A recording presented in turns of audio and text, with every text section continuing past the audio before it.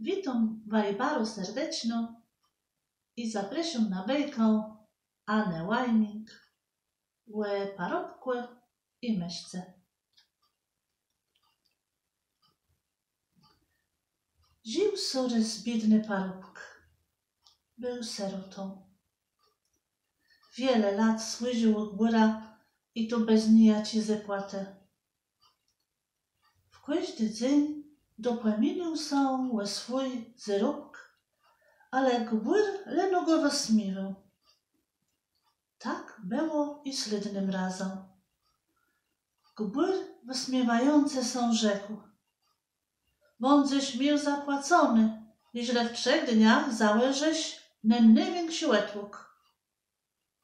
Parobk łerył twierdą ziemię, co już wiele lat leżał łetłogą, cały jeden i drugi dzień.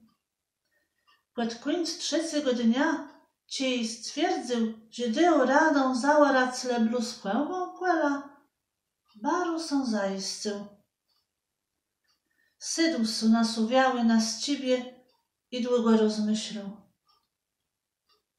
Kuń troptył nogoma i niespokojno płezyrał na damiącego łercia.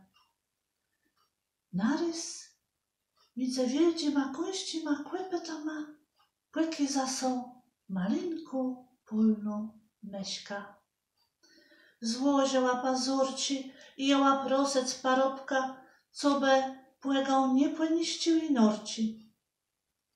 Powiedziała, że mieszki niedaleczko stądka i że jej w jej gnieździe są jej mlachne dzece. Spyta, czy parobk minien myl, czy mu go płakiże? Łed rzekł, że zrobi łecu go prosy i na tych stopach wstył, co by wziąć się za robłetą.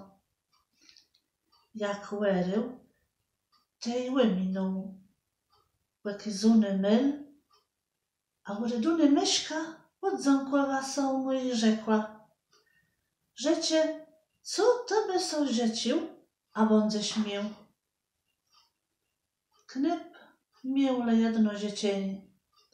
Chcębym, aby pan mnie zapłacił za robłetę.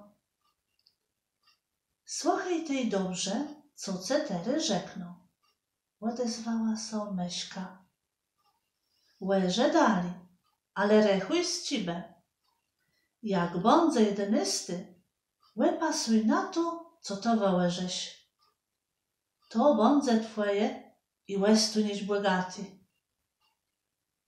Parobk łerył wyźną ziemią i rechował z cibę. Jedynysty z cibie naprzód wołyrył kuferk, a potem klucz. Nym klucią odemk kuferk, a w nim było sklepicą złotych detków. Dziękuję za wysłuchanie. Wszystkiego belnego.